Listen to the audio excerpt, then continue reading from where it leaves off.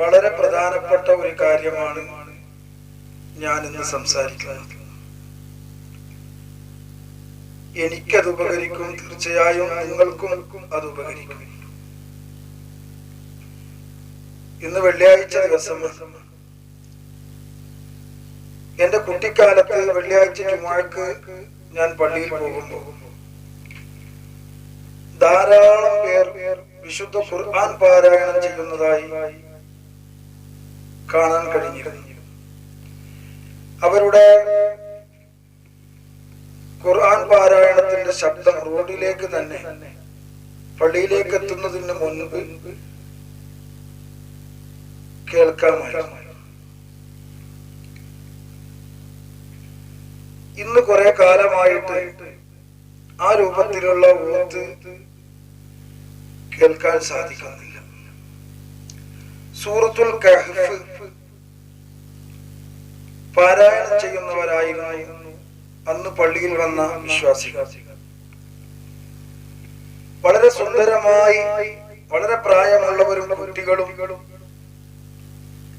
സൂറത്തുൽ കഹ്ഫ് ഓതുന്നവരായിരുന്നു. ഇതിന് കാരണം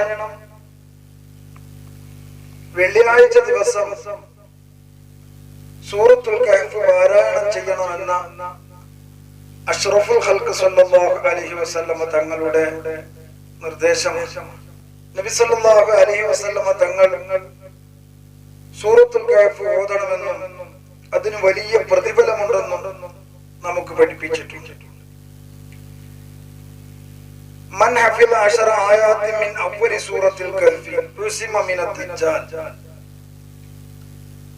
സൂറത്തുൽ കഹ്ഫിന്റെ 10 ആയത്തുകൾ, ആദ്യത്തിലുള്ള 10 ആയത്തുകൾ ഒരാൾ മനഃപ്പാഠമാക്കിയാൽ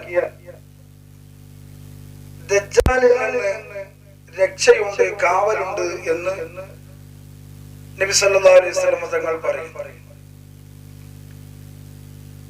അഷ്റഫുൽ ഖൽഖ് സല്ലല്ലാഹു അലൈഹി വസല്ലം തങ്ങളും കഴിഞ്ഞുപോയ എല്ലാ അമ്പിയാക്കളും മസീഹ് ദജ്ജാലിനെ തൊട്ട് കാവൽ ചോദിക്കാൻ വേണ്ടി പഠിപ്പിച്ചിട്ടുണ്ട്. എല്ലാ അമ്പിയാക്കളും മസീഹ് ദജ്ജാൽ വരുമെന്നും അവന്റെ ഫിത്നയുണ്ടാകുമെന്നും മുന്നറിയിപ്പ് നൽകിയിട്ടുണ്ട്. നമ്മളാണെങ്കിൽ നമ്മളുടെ എല്ലാ നിസ്കാരങ്ങളിലും അത്തഹിയ്യാത്തിന് ശേഷം മസീഹ് ദജ്ജാലിനെ തൊട്ട് കാവൽ ചോദിക്കണമെന്നും അങ്ങനെ കാവൽ ചോദിക്കാതെ നിസ്കാരം അവസാനിപ്പിക്കൽ കറാഹത്താണെന്നും പഠിപ്പിക്കപ്പെട്ടവരാണ്. ആ മസീഹ് ദജ്ജാലിന്റെ ഉപദ്രവങ്ങളിൽ നിന്നും ഫിത്നയിൽ നിന്നും രക്ഷപ്പെടാൻ അൽ കഹ്ഫ് സൂറത്തിന്റെ 10 ആയത്തുകൾ ഹൃദയസ്ഥമാക്കിയാൽ സാധ്യമാകുമെന്ന് അഷ്റഫുൽ ഖൽഖ് സല്ലല്ലാഹു അലൈഹി വസല്ലം തങ്ങൾ പഠിപ്പിക്കുകയാണ്. നബി സല്ലല്ലാഹു അലൈഹി വസല്ലം തങ്ങൾ മറ്റൊരു ഹദീസിൽ പറയുന്നത്, മൻ ഖറഅ അവ്വല സൂറത്തുൽ കഹ്ഫി വ ആഖിറഹ കാനത് ലഹു നൂറൻ മിൻ ഖദമിഹി ഇലാ റഅസിഹി വമൻ ഖറഅഹ കുല്ലഹ കാനത് ലഹു നൂറൻ മാ ബൈന അസ്സമാഇ വൽ അർദ്. സൂറത്തുൽ കഹ്ഫിലെ 10 ആയത്തുകൾ ഒരാൾ ഓതിയാൽ, ആ സൂറത്ത് മുഴുവനും ഒരാൾ ഓതിയാൽ എന്താണ് ലഭിക്കുന്നത് എന്ന് അഷ്റഫുൽ ഖൽഖ് സല്ലല്ലാഹു അലൈഹി വസല്ലം തങ്ങൾ പറയുന്നത്, അവനെ അവന്റെ തല മുതൽ അല്ലെങ്കിൽ കാൽപാദം മുതൽ തല വരെ പ്രത്യേകമായ നൂറ്, പ്രകാശം പൊതിയുമെന്നും സൂറത്തുൽ കഹ്ഫ് മുഴുവൻ ഓതിയാൽ ഭൂമിയുടെ അടിഭാഗം മുതൽ ആകാശത്തിന്റെ മുകൾ ഭാഗം വരെ അവനുമായി ചുറ്റിപ്പറ്റി പ്രകാശം നിറയുമെന്നും അഷ്റഫുൽ ഖൽഖ് സല്ലല്ലാഹു അലൈഹി വസല്ലം തങ്ങൾ പഠിപ്പിക്കുന്നു. മറ്റൊരു ഹദീസിൽ പറയുന്നത്, മൻ ഖറഅ സൂറത്തുൽ കഹ്ഫി ഫീ യൗമിൽ ജുമുഅത്തി അദാഅ ലഹു മിനൻ നൂരി മാ ബൈനഹു വ ബൈനൽ ജുമുഅത്തൈനി.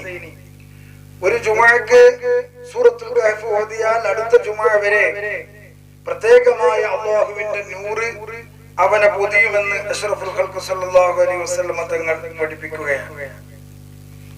മറ്റൊരു ഹദീസിൽ പറയുന്നത്, ഓഫിറ ലഹു മാ ബൈനൽ ജുമുഅത്തൈനി.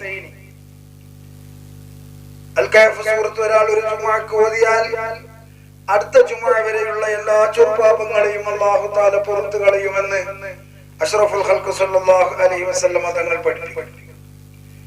അപ്പൊ സൂറത്തുൽ കഹ്ഫ് പാരായണം ചെയ്യുന്നത് കൊണ്ട് ഏറ്റവും വലിയ വിപത്ത്, കഴിഞ്ഞുപോയ അമ്പിയാക്കളൊക്കെ സമുദായത്തിനോട് കാവൽ ചോദിക്കാൻ വേണ്ടി പറഞ്ഞ മസീഹ് ദജ്ജാലിന്റെ ഫിത്നയിൽ നിന്ന് രക്ഷപ്പെടാൻ അത് കാരണമായി തീരുന്നതാണെന്നും പ്രത്യേകമായ നൂറ് എന്ന് പറയുമ്പോൾ കാണപ്പെടുന്ന പ്രകാശം എന്നല്ല, എല്ലാവിധ ആപത്തുകളിൽ നിന്നും കഷ്ടതകളിൽ നിന്നും ഫഖറിൽ നിന്നും വിപത്തുകളിൽ നിന്നും രക്ഷപ്പെടാൻ പര്യാപ്തമാകുന്ന വിധത്തിൽ പ്രത്യേകമായ ഒരു കവചം അല്ലാഹു സുബ്ഹാനഹു വ തആല അവന് നൽകുമെന്നാണ് അഷ്റഫുൽ ഖൽഖ് സല്ലല്ലാഹു അലൈഹി വസല്ലം തങ്ങൾ പഠിപ്പിക്കുന്നത്. വീട്ടിൽ പാരായണം ചെയ്താൽ ഫഖർ നീങ്ങിപ്പോകും, ദാരിദ്ര്യം ഇല്ലാതെയാകും, ഐശ്വര്യം വരും എന്നൊക്കെ പഠിപ്പിക്കുന്ന പാഠങ്ങൾ ഇസ്ലാമിക ഗ്രന്ഥങ്ങളിൽ കാണാം. ഈ ഹദീസുകളിലും ഈ പാഠങ്ങളിലും പ്രചോദിതരായിട്ടാണ് കഴിഞ്ഞ കാലത്ത് വിശ്വാസികൾ വെള്ളിയാഴ്ച ദിവസം വന്നാൽ രാത്രിയിലും പകലിലും സൂറത്തുൽ കഹ്ഫ് പാരായണം ചെയ്തുകൊണ്ടിരുന്നത്. ഇന്ന് വളരെ കുറഞ്ഞു പോയിട്ടുണ്ട് ഇത് ഓതുന്നയാളുകൾ. ജുമുഅക്ക് നമ്മൾ പോകുന്നത് തന്നെ ഖതീബ് മിമ്പറിലേക്ക് കയറുന്ന സമയം നോക്കിയിട്ടാണ്.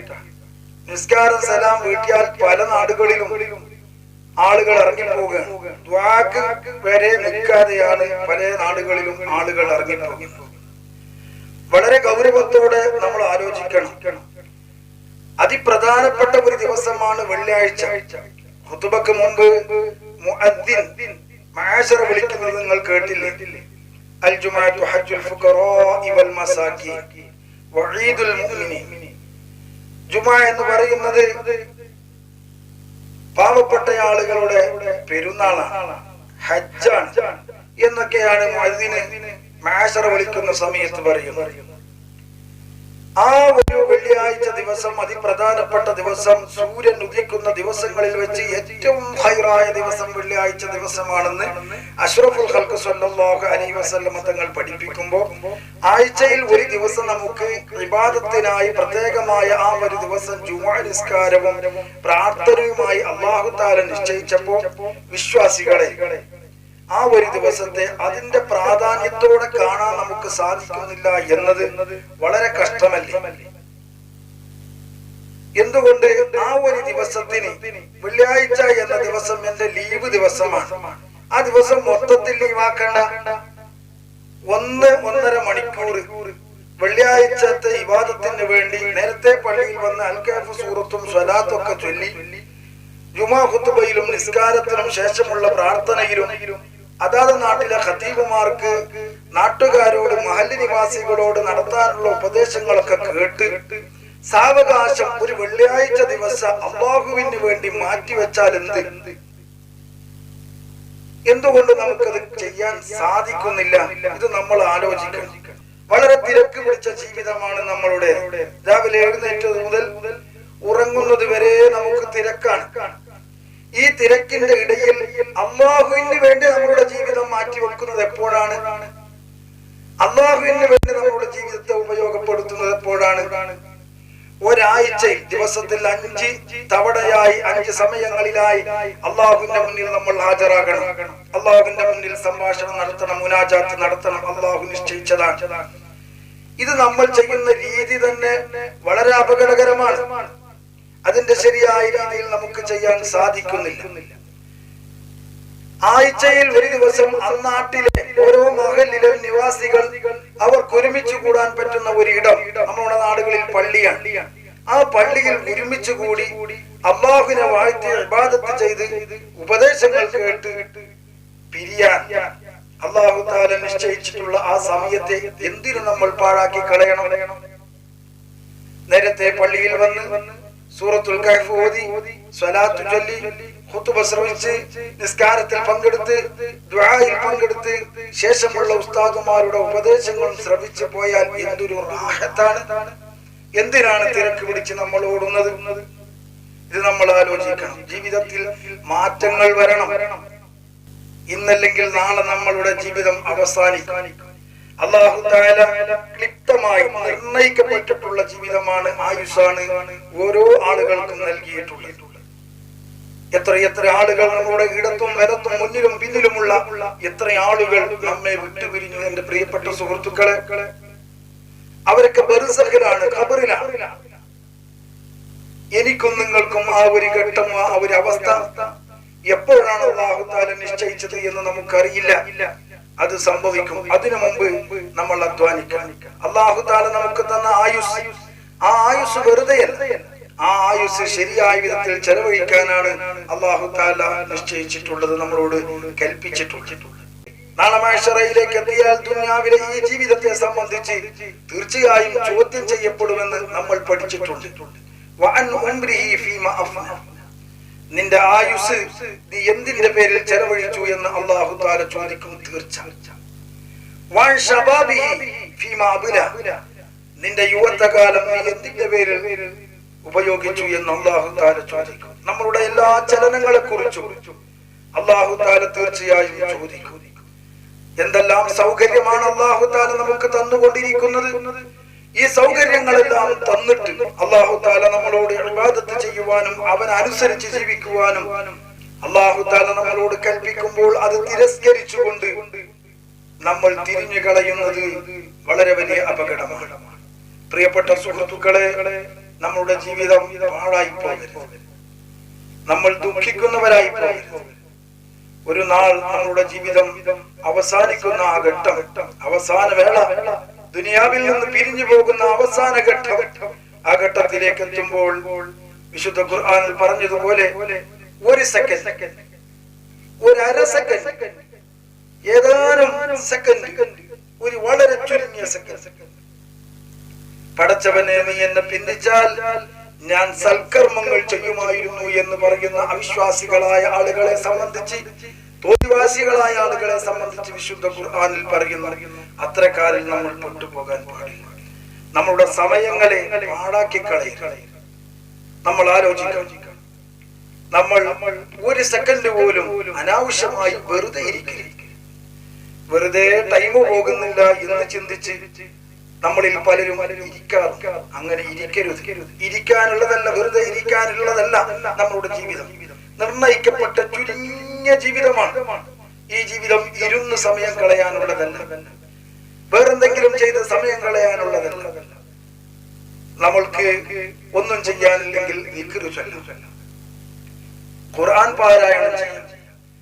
നമ്മളുടെ മഈശത്തുമായി ബന്ധപ്പെട്ടിട്ടുള്ള ജോലികളൊന്നും ഇല്ലെങ്കിൽ ആ സമയങ്ങളിലൊക്കെ പാഴാക്കാതെ, കടന്നുറങ്ങാതെ, വെറുതെ ഇരിക്കാതെ അധ്വാനിക്കാൻ നമുക്ക് സാധിക്കും. സ്വലാത്ത് ചൊല്ലാൻ സാധിക്കും. ജോലി ചെയ്യുമ്പോൾ തന്നെയും സലാത്ത് ദിക്റും ചുണ്ടിൽ, നാക്കിൽ, ഖൽബിൽ ചൊല്ലിക്കൊണ്ടേയിരിക്കാൻ നമുക്ക് സാധിക്കും. ഈ വിധം ജീവിതത്തിനെ പാഴാക്കി കളയാതെ വളരെ ജാഗ്രതയോടെ ഉപയോഗിക്കാൻ നമ്മൾ തയ്യാറാകണം. നമ്മൾ കടന്നുറങ്ങുന്ന സമയത്ത് ഉറക്കം വരുമ്പോൾ മാത്രം കിടന്നുറങ്ങണം. ഉറക്കം വരുന്നില്ലെങ്കിൽ വെറുതെ കിടക്കരുത്. ആ സമയം ഖുർആൻ പാരായണം ചെയ്യണം, ദിക്ർ ചൊല്ലാം, നല്ല കാര്യങ്ങൾ വായിക്കാം. ഉറക്കം വരുമ്പോൾ മാത്രം നമ്മൾ ഉറങ്ങണം. ഉറക്കിൽ നിന്ന് എഴുന്നേറ്റാൽ വെറുതെ കിടക്കരുത്. ഉടനെ എഴുന്നേറ്റുകൊണ്ട് നിസ്കരിക്കാം, മറ്റു ഇബാദത്തുകളിൽ ഏർപ്പെടാം. എന്താണോ നമ്മൾ ചെയ്യുന്ന കാര്യങ്ങൾ, ആ കാര്യങ്ങളുമായി നിരന്തരമായി നമ്മൾ ബന്ധപ്പെട്ടുകൊണ്ടിരിക്കണം.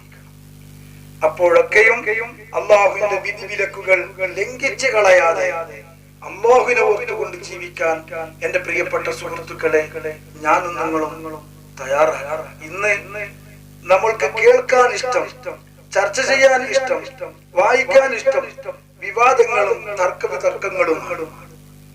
ഹൃദയത്തിനെ നന്നാക്കുന്ന, നമ്മളുടെ കർമ്മങ്ങളെ നന്നാക്കുന്ന, നമ്മെ നന്നാക്കി അല്ലാഹുവിന്റെ ഇഷ്ടദാസന്മാരിൽ പെടുത്തുന്ന ഒരുപാട് സംഗതികൾ അഷ്റഫുൽ ഖൽഖ് സ്വല്ലല്ലാഹു അലൈഹി വസല്ലം തങ്ങൾ നമുക്ക് പഠിപ്പിച്ചു തന്നിട്ടുണ്ട്.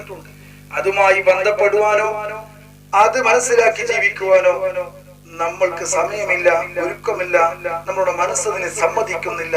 ഇത് നമ്മെ അപകടത്തിലേക്ക് കൊണ്ടുപോകുന്നതാണ്. ഓരോ ദിവസവും നമ്മൾ നമ്മളുടെ ശരീരത്തിനെ തന്നെ വിചാരണ ചെയ്യണം. നമ്മെ നാം വിചാരണ ചെയ്യണം. രാത്രി കിടക്കാൻ വേണ്ടി, ഉറങ്ങാൻ വേണ്ടി കിടക്കുമ്പോ ഒന്നൊരു വിചാരണ, ഇന്നത്തെ ദിവസം ഞാൻ എന്ത് ചെയ്തു, ഇന്ന് ഞാൻ അള്ളാഹുവിന് കീഴ്പ്പെടുന്ന കാര്യത്തിൽ എത്രമാത്രം ശ്രദ്ധിച്ചു, എത്ര തിന്മകൾ എന്നിൽ നിന്ന് വന്നു. എന്റെ നോട്ടത്തിൽ, കേൾവിയിൽ, സംസാരത്തിൽ, പ്രവർത്തനങ്ങളിൽ, ചിന്തയിൽ എന്തെല്ലാം തിന്മകൾ വന്നു. തിന്മകൾ കൂടുതലാണെങ്കിൽ നമുക്ക് തന്നെ നമ്മളെ മനസ്സിലാക്കാം നമ്മളുടെ പോക്ക് എങ്ങോട്ടാണ്. നന്മകൾ ചെയ്യാൻ അല്ലാഹു തആല തൗഫീഖ് തന്നിട്ടുണ്ടെങ്കിൽ അൽഹംദുലില്ലാഹ് ഖബൂൽ ചെയ്യണം എന്ന് അല്ലാഹുവിനോട് നമുക്ക് പ്രാർത്ഥിക്കാം. അല്ലാഹു തആല അവനെ ഓർത്ത് സദാ ഓർത്തുകൊണ്ട് അവനെ ഇഷ്ടപ്പെട്ട് പേടിച്ച് അവന്റെ ത്വാഅത്തിനായി ജീവിക്കാൻ നമ്മെ തുണക്കട്ടെ. അസ്സലാമു അലൈക്കും വറഹ്മത്തുള്ളാഹി.